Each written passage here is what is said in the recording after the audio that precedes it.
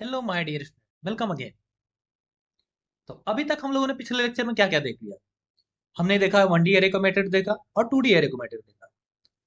अब हम लोग इस लेक्चर में देखेंगे कि मल्टी डायमेंशन एरे कैसे क्रिएट करते हैं, जिसमें क्या होता है 1D भी हो सकता है, 2D भी हो सकता है, 3D भी हो सकता है, या फिर उससे हायर डायमेंशन हो सकता है 4D 5D। वैसे आपको यहाँ इतना जाने की जरूरत नहीं है, आप मोस्टली 1D या 2D और बहुत एक्सट्रीम होगा तो 3D में ही काम करेंगे। ओके, तो ये जो हमारा एन डायमेंशन का एरे क्रिएट करने के लिए जो फंक्शन है, इसमें कौन कौन से होते हैं।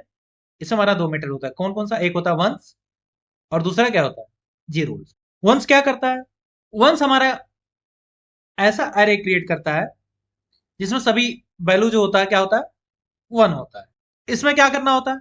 इसका हम सिंटेक्स देखते हैं। इसमें क्या होता है? इसमें हमें शेप देना होता है और क्या बताना होता है कि कौन सा डाटा टाइप में आपको स्टोर करना है। तो बाय डिफॉल्ट ये हमारा जो भी वैल्यू स्टोर करता है किसमें स्टोर करता है? फ्लोट में स्टोर करता है। अगर आप उसको चेंज करना चाहते हैं, आप यहाँ पर डाटा टाइप बता सकते हैं कि आपको इंटीजर में सेव करना है, फ्लोट में सेव करना है, आपको किस टाइप का वैल्यू सेव करना है। तो ये हो गया डाटा टाइप।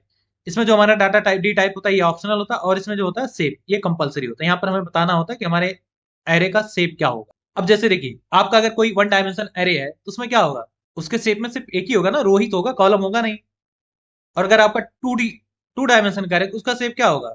रो और कॉलम। और यदि आपका थ्री डायमेंशन शेप हुआ तो उसमें क्या होगा?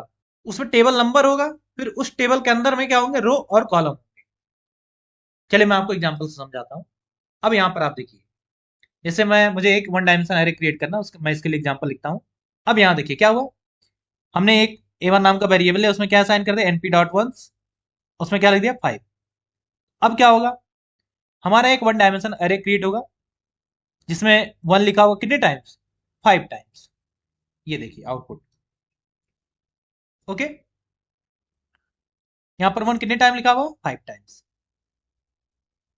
और इसी में मैं थोड़ा चेंज करता हूँ। जैसे आपसे हमने बता दिया, यहाँ डिफॉल्ट आपने एक चीज नोटिस किया होगा, यहाँ पर क्या लिखा? वन के बाद डॉट लिखा, फिर नेक्स्ट वन के बाद क्या लिखा? डॉट लिखा। तो यदि यहाँ पर मैं डाटा टाइप को चेंज करके इंटीजर कर दूं तो हमारा सारा वैल्यू क्या हो जाएगा? इंटीजर में स्टोर होगा। यहाँ पर क्या लिखना है हमें? आई।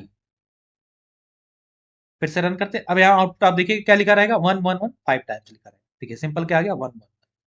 तो ये आप चेंज कर सकते हैं, ये आपके ऊपर है। तो इस तरीके से हम क्या करते हैं? वन डायमेंशन एरे क्रिएट करते हैं। अब मैं क्या करता हूँ, इसी में आपको आगे नेक्स्ट एग्जांपल दिखाता हूँ कि आपको अगर टू डायमेंशन का एरे क्रिएट करना तो आप क्या करेंगे। तो यहाँ मैं थोड़ा डायमेंशन छोटा लेता हूँ। अब देखिए यहाँ पर हमें शेप में क्या लिखना है। अब हमारे शेप में क्या हो जाएगा? रो और कॉलम।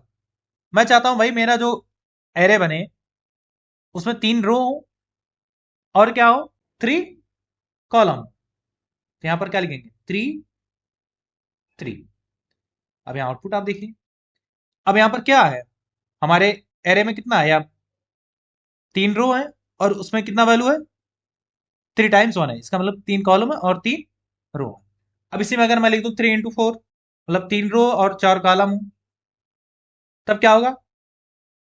हर एक रो में हमारा वन कितने टाइम आ जाएगा? 4 टाइम आएगा। ये देखिए, ये हमारा फर्स्ट रो, इसमें कितने टाइम वन आया? 4 टाइम। अब यदि इसी के हेल्प से आपको ऐसा एरे क्रिएट करना हो जो थ्री डायमेंशन, हमने अभी आपको बताया था थ्री डायमेंशन में क्या क्या होता है। उसमें 3 चीज आ जाता है। कौन कौन सा?